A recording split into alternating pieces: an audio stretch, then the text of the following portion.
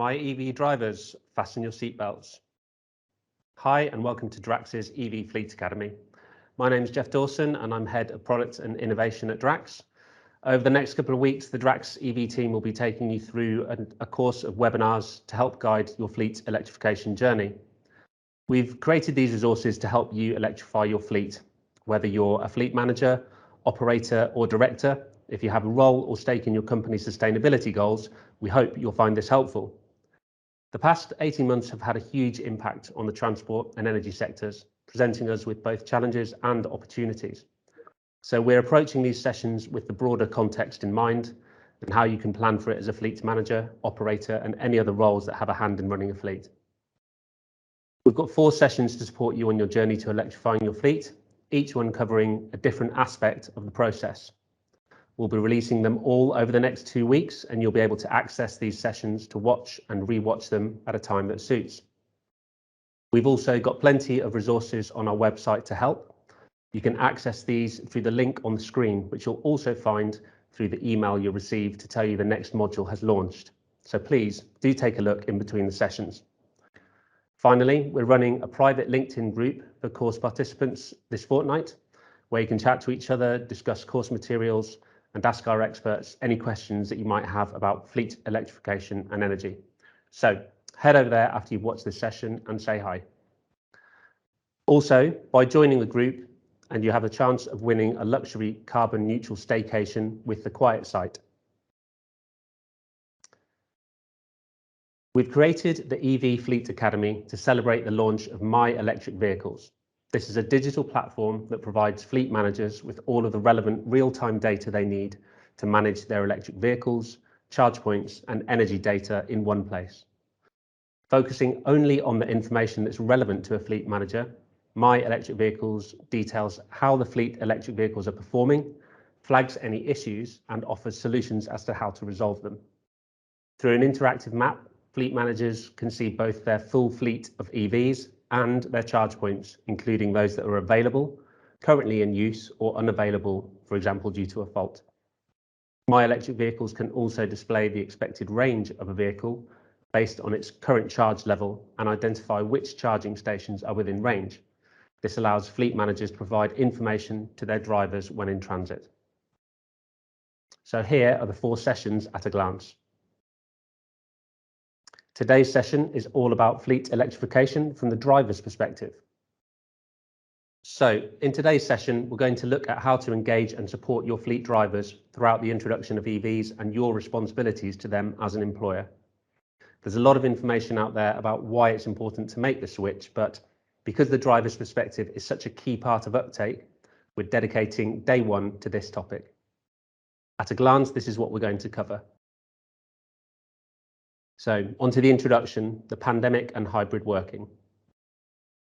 Firstly, let's look at the past 18 months and how the pandemic has affected operations. For many of us, the only constant has been change. Here are just some of the changes we've seen to transport during this time. A dramatic increase in home working. At first, this was the case for everyone that could, but then businesses have been revising their policies on hybrid working in various ways. Video conferencing has been replacing face-to-face meetings. There have been far fewer business miles clocked up. Zoom fatigue replaces hours spent on the road, and so company car usage has plummeted. Fleet drivers are essential workers, so this means it's been an incredibly tough period for these drivers and for those managing fleets with additional complexity adhering to new guidance. Active fleets being bigger and busier. Large companies are positive about the future. 59% are saying they expect an increase in their fleet size due to company growth or proposition development, ensuring staff have the option of a car for a safe commute and extension of their company car policy to more employees. Home deliveries dramatically increasing. They've experienced a huge surge in demand from those who've been working from home with food, medicine, and online shopping all being delivered. Driver shortages. Firstly, those that have had to miss work due to having COVID or self-isolating, but there's also a huge backlog at the DVLA of people waiting to retake their tests, the impact of Brexit on truck driver numbers, and on top of that, an ageing workforce. So people are leaving the profession at a higher rate than joining it. Here are a few drivers, all with different circumstances. Brian is a fleet driver who drives an LGV. He starts and ends each day at the head office and works within a 50-mile radius of that location. He's been told he'll be switched to an electric vehicle over the next 6 months. He's open to the idea, but is concerned about vehicle's range, whether that might mean more stops back at base to charge during the day, and how that might affect his efficiency. Jan is a field worker who typically drives 300 to 400 miles per week for new business and sales meetings. He comes to the head office once a week and works the remainder of the time from home. His lease vehicle is due a renewal and he's thinking about making the switch to an EV. He's got lots of questions for his fleet manager to help him decide. Kate's an office worker who is now working flexibly between the office and her house, which is 30 miles away. She's opted for an electric car through her employer's new salary sacrifice scheme. This is ideal for her as she couldn't afford the upfront cost of an EV otherwise. Her commute is short enough to easily manage a week's driving on one charge, and on her work from home days, she has the option to fully charge the car again. You may recognise some of these driver profiles from your own fleets.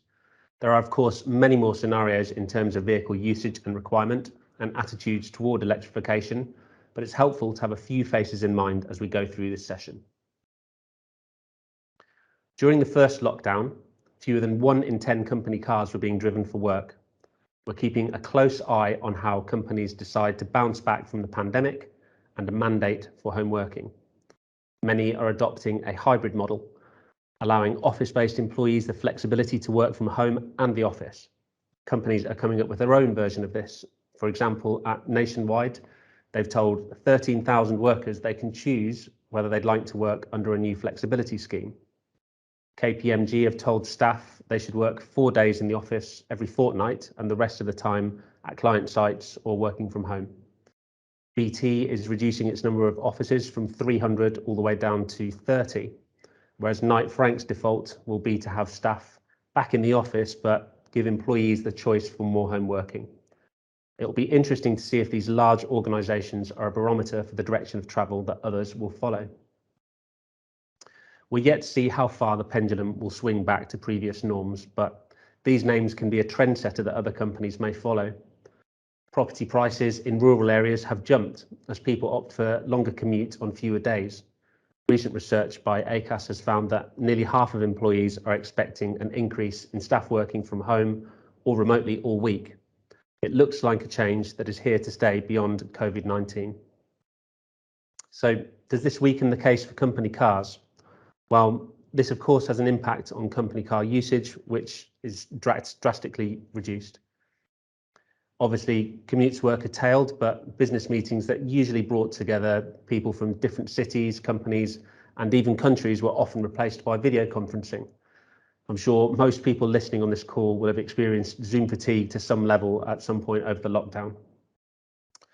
On one hand, this drop in usage could weaken the case for a business having company cars at all, but many people will still have to drive to work, even if not every day.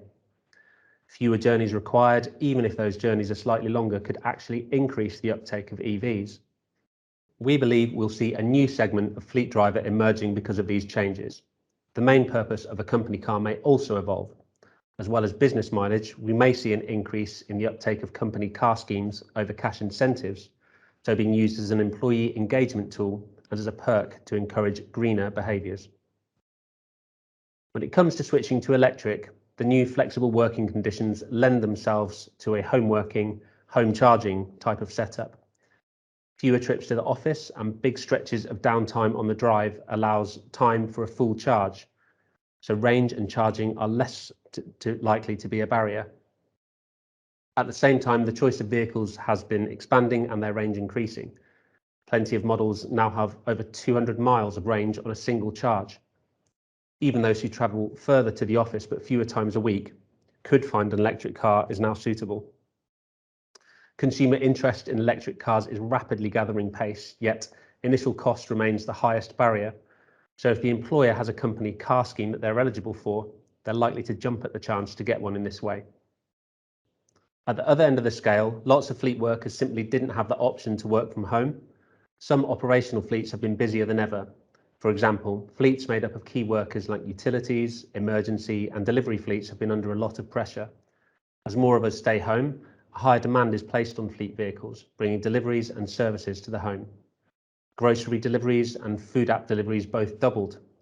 Royal Mail saw a 39% increase in parcels revenue, and 71% of online shoppers were buying more online than they did pre-pandemic. In other scenarios, some LCV fleets have experienced some time off the road at the beginning of the pandemic, but as restrictions have eased, normal service has more or less resumed. Where there's been short notice of new or additional requirements, fleet operators have had to pivot quickly. For example, procuring additional vehicles at short notice or implementing new health and safety policies quickly and at scale. Fleet workers are classed as essential workers, so as fleet operators and managers, you're likely to have had additional considerations. The health and safety of drivers is always paramount, but over the last 18 months, there's obviously been a huge additional threat to mitigate and new processes to adopt. Things like vehicle cleaning, protective equipment, and additional time at overcrowded service stations all had to be planned for. Even a simple interaction like handing over keys actually became a risk, all of which can affect timings, cause delays, and interrupt the usual daily working patterns. And some of these measures are probably going to stay in place for some time to come. Communication between fleet managers and drivers has been more important than ever. Firstly, to protect driver well-being and deal with the pressure of being an essential worker. The implications from self-isolating and absence are also significant. Driver shortages, plus the back to work and safeguarding process, sick pay and finding short-term cover have added to the workload for fleet operators. Secondly, from a practical point of view, we're making sure that you're following latest government guidance and that drivers are adhering to this, explaining new measures that are put in place and why, plus making sure they feel safe at work and their vehicles are well maintained. Royal Mail adapted a simple system of asking drivers to rate their tiredness and morale out of 10 to identify who may need additional support. Organisations like National Grid and John Lewis Partnership increased the amount of team meetings and huddles over video calls so the team could see one another, celebrate successes and interact socially. This is also a good way to get a sense of morale through participation, body language and demeanour. Virtual drinks, quizzes and team games were also used to lift people's spirits and help them still feel part of the team. Having weathered the pandemic with your drivers and supported one another throughout, this has often had a bonding effect on teams. I'm sure operational costs are usually quite high on your agenda, and throughout the pandemic, even more so. The number of businesses that are monitoring driver behaviour has more than doubled in the past year, and controlling operating costs was cited as the top reason why. Better access and use of driver data has given fleet managers a more holistic understanding of fleet performance and feeding that back to their drivers. As a result of the pandemic, UK fleets have implemented better driver engagement strategies to improve their business outcomes. So, the challenges have been very different depending on the fleet mix. The additional pressures placed on working fleets has required vehicle reliability and minimal downtime. Predictability of vehicle performance is certainly useful. As a result, there may be some understandable hesitancy around introducing EVs into the mix. We believe there's a lot of benefits to actually making that transition now. EVs can be a great tool for driver retention and engagement, and there's more data available for planning and the opportunity for managers to refresh and reset fleet requirements with the future in mind. As always, other factors need to be considered, such as resilience, crisis planning and flexibility to better manage such changes in the future. Your fleet's likely to already be using telematics devices in the vehicles to help with planning, management and reporting. This is great because the data it provides is a critical factor in a fleet electrification. Without it, the ability to make informed decisions about where to start and the differences it will make are hindered. For the most part, fleets are reaping the benefits that this data can bring to their operations. There are still some common myths that persist about telematics, and it can be an ongoing source of friction between fleet managers and drivers, at least during implementation. A key concern is that drivers don't want to be tracked or monitored, and that may persist because they don't understand the purpose and benefits of this data collection from both individual and company perspectives. And there's many benefits, as we'll see in our session on data later in the course. From the outset of the electrification process, we believe it's important to have an ongoing dialogue with your drivers wherever possible, because they can be crucial advocates for your business and your sustainability goals along the way. Their buy-in is key, especially as for some drivers, there will be some disruption. Shift patterns could change, and there may be a requirement to factor in charging time into this. They may not be confident in the reliability of the electric vehicles themselves, or what to do if something goes wrong. So there's plenty of opportunities to engage with them in a positive way. They're also the public face of your company on the road, and in some cases the vehicles they drive will have a 100% electric sign on them, for example with Royal Mail, DPD and the police.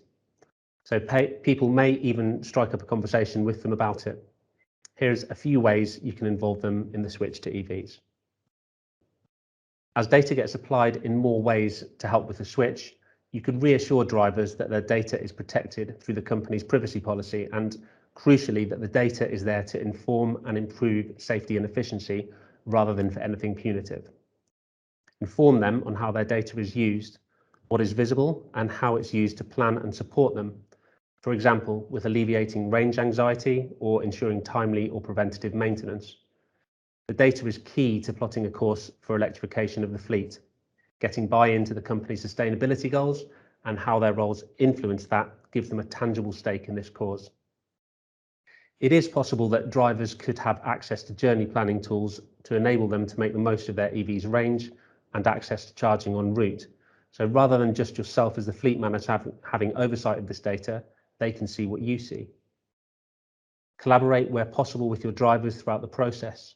Could you nominate individuals to feed back to you on their experience, for example?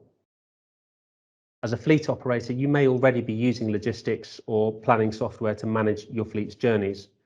So when introducing electric vehicles, you can reinforce why you measure, what you do, and most importantly, how it will help them.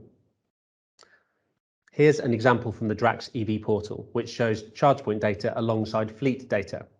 Here we have our list of drivers, and there's a notification about which drivers are running low on charge in this panel to the left. So what I would do is take that vehicle's location on the map, throw a radius around it to see where the closest charge points are and which ones are available for use. Then I can notify the driver of that vehicle safely, and he can input the charge point location and make his way there. This kind of example shows your drivers that you and the data is their safety net and can alleviate some of the concerns of EV, specifically range anxiety in the early days. Let's explore the role of gamification. It's been introduced as a concept to drive performance and behavioural change in other areas of business, such as sales and marketing. The ideas need to be engaging and compelling to get participation and buy-in. A German study from May of 2020 extensively reviewed 3 strategies to reduce energy consumption and enhance the driving range of EVs by their drivers, which were feedback on energy consumption, gamification, and financial rewards. This was tested against a baseline condition of no feedback or intervention at all. Drivers also had access to their own driving data through a portal. The study found that the use of gamification elements and financial rewards were more successful at reducing energy consumption than feedback on energy consumption alone. They also found that these strategies were useful for introducing EVs and creating good habits in the first place. Then, when the interventions were removed, the eco-driving habits that had been created remained. When introducing a new technology like electric vehicles, gamification can be a helpful tool to engage, motivate, raise awareness, and build confidence amongst your drivers. Serious games that are created with a serious purpose can make use of more fun and frivolous features of gamification. So data can be collected and used to optimize the driver's own performance, tracking vehicle use, the time taken, distance traveled, and also fuel efficiency. Then further elements of gameplay can be introduced through competition between participants, badges, levels, and rewards, for example. The goal here is to have the whole fleet drive more efficiently, so maintaining driver engagement is key. As such, we wanted to show fleet managers how they can create a system which facilitates a learning environment for drivers, rather than a place where drivers just get negative feedback based on numbers in a spreadsheet. Incentives like recognition, reward points, and targeted training can all be helpful behavioural nudges towards safer, more efficient driving and can be very effective at improving driving as a whole. Metrics like incident rates can be greatly improved in this way. Incentives could be anything from being named Driver of the Month, an extra day's holiday, or a cash incentive. Supplementary to this, a check-in conversation can also be a really positive experience for both parties. You could also identify quick wins they can implement and help build their confidence in sustainability initiatives. It can be effective to demonstrate how their driving as an individual or even as a whole fleet is contributing to the company's sustainability goals. How much CO2 emissions have been reduced since introducing EVs, for example, or even a more everyday relatable metric like how many trees have been saved. It then feels less like a scoreboard, but more like a personal touch and may even be something they tell their friends about. Planning for fleet electrification includes fulfilling requirements to the business and for the employee. What's the employer's responsibility for their employees when it comes to electric cars, home charging, and policy, for example, salary sacrifice? There'll no doubt be many questions coming your way, so being prepared with policy updates and resources can help field them effectively. Electric vehicles will likely be introduced in stages, but you'll need to update your policy to include EVs at the start of the transition. This may even include a future timeline and targets of how long diesel and petrol vehicles will be available through the company car scheme. For example, you could say we want all of our fleet electric by 2025, so we're reducing provision for diesel and petrol vehicles by 25% year on year. This could also be a good way to deliver a behavioural nudge for drivers to make the switch. For example, you could introduce friction into the process of choosing an ICE vehicle by making the process somewhat harder, adding in an additional level of approval, for example. Or for an EV, you could incentivize the choice by removing friction and making the process easier than choosing a petrol or diesel car. You could include time with an expert to help with their vehicle choice or fast-track EV applications. Empower the driver with all of the information to make it easier for them to make a choice. It may be harder logistically for them, such as overnight charging every night, but if the driver is willing, then between you, it can certainly work. Build some flexibility into your policy. You could increase take-up by allowing cash incentive employees back onto the company car scheme and allow the option for employees to top up the contribution to get the car that they want. When factoring in the cost for electric vehicles, it's best to work with total cost of ownership figures so they stand shoulder to shoulder with their ICE counterparts. If you're creating a pre-approved list, then ensure that all the vehicles on the list are eligible for government grants. What other criteria should you include and how much involvement do you as the fleet manager want in the process? If it's likely to be time consuming, you may even be able to enlist the help of your leasing company to run Q&A sessions and run test drives perhaps. It's important to get employees who have concerns about EVs to experience them firsthand. One fleet operator hired a test track and invited job need drivers, trade union reps and senior managers to drive EVs. Something like this can be really helpful for changing mindsets. If you're opting for a user chooser policy, you'll want to give them some parameters. You can specify that the car must be fit for purpose and ensure they take responsibility for their vehicle being suitably charged. Here are some more questions for you to think about when updating your policies. How are EVs being purchased and what are their lead times? What proportion are through contract hire, salary sacrifice, or flexible hire? If lots of employees want to switch and demand exceeds availability, how will you prioritize?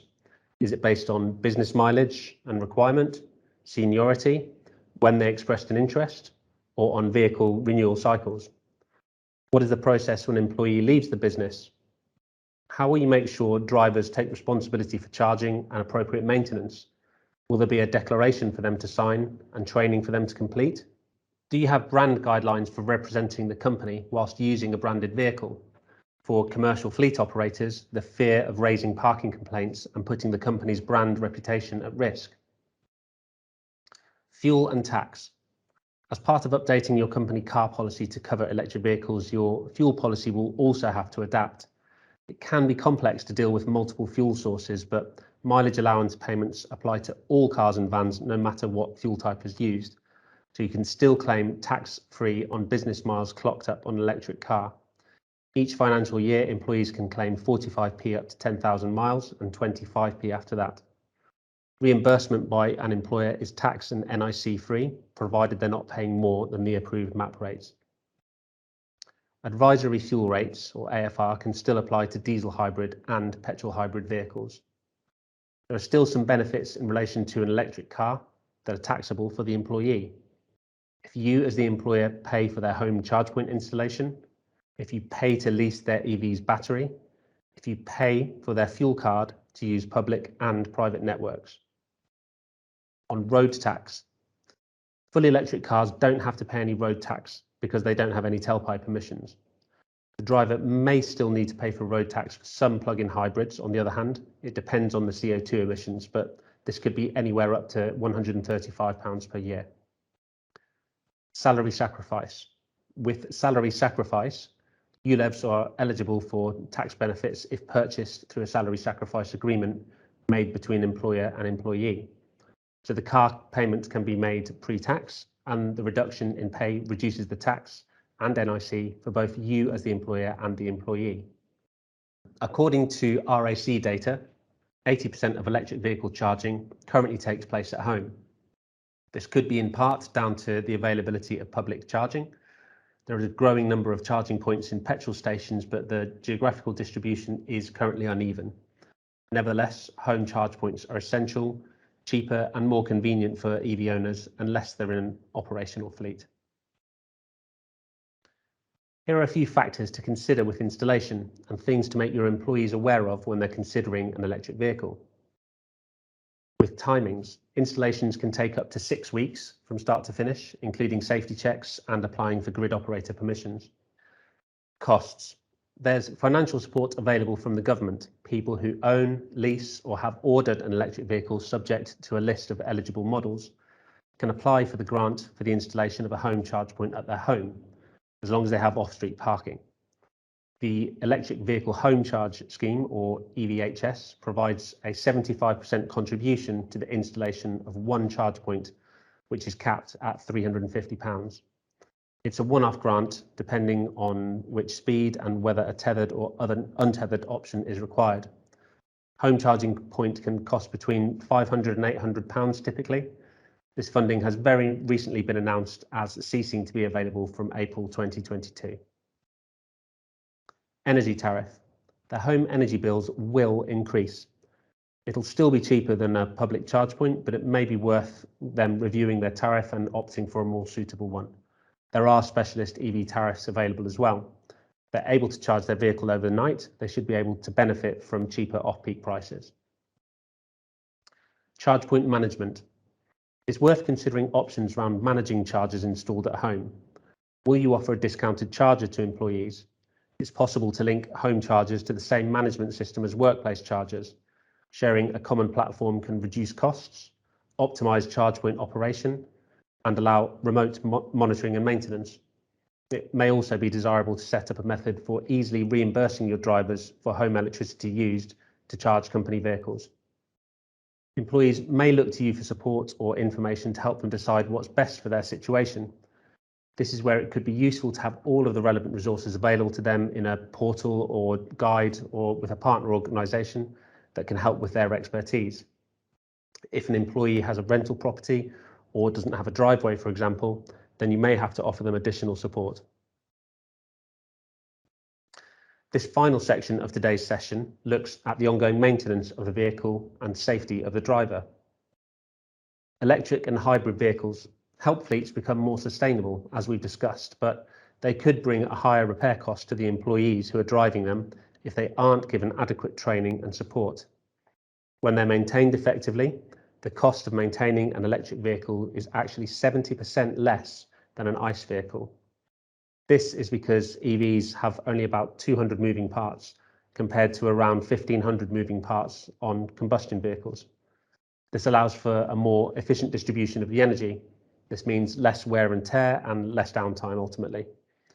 All EVs include some form of regenerative braking, which captures part of the vehicle's kinetic energy and transfers it back into the car's battery. Not only does this mean you spend less time on charging, it also means less wear on consumables such as braking systems and tyres. Whose responsibility is it? Drivers may require more support to begin with, especially if they're driving an EV for the first time. Appropriate training should be given to begin with, and whilst they're getting used to the vehicle, you could check in with them to see how they're finding the practicalities of driving and charging it as part of their daily routines. This way, you can identify any niggles before they become larger problems. It's the driver's responsibility to maintain the vehicle as they would a nice vehicle, but it's your responsibility as the fleet manager to make sure that the vehicle continues to be roadworthy and in good condition. Ensure good risk management and regular inspections for safety and vehicle wear and tear for the driver's peace of mind and your liability. This is especially important for fleet EVs that are home-based with the driver flexibly working. Create a culture of responsibility and safety when it comes to introducing EVs. Make sure drivers are confident in the car that they're driving.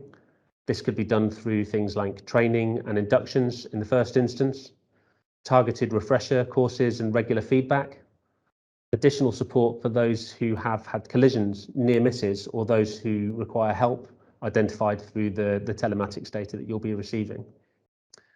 Making sure safety regulations are adhered to, such as taking rest breaks, celebrate and recognise those that are doing well, and connect their performance back up to the company's sustainability goals as a fleet, and look to alleviate range anxiety wherever possible through route planning and good communications with the drivers. Early adopters of EVs and those with more experience will jump at the opportunity. They can help those employees that are more hesitant along the journey with you as a team. And that concludes today's session. We've discussed ways to keep your drivers engaged using gamification, data and communication, your commitment and responsibility as an employer to your drivers. I do hope you found the material useful in thinking about the driver perspective when introducing EVs into your fleet mix. We'll be launching the second of our EV Fleet Academy series, My EV Energy, Leading the Charge. Now we've covered all things people, next we'll be covering planning and infrastructure. Until then, head over to our LinkedIn group where you can share and discuss your thoughts on the materials so far and ask any questions that you might have. The group will stay open for 2 weeks after the final session, and we'll be announcing of the winner of our competition to win a £1,200 Quiet Site gift voucher, an award-winning carbon neutral holiday destination in the Lake District. You'll also be able to rewatch any of these sessions and access the supporting resources using that link as well. So thanks very much for listening, and we hope to see you on the next session.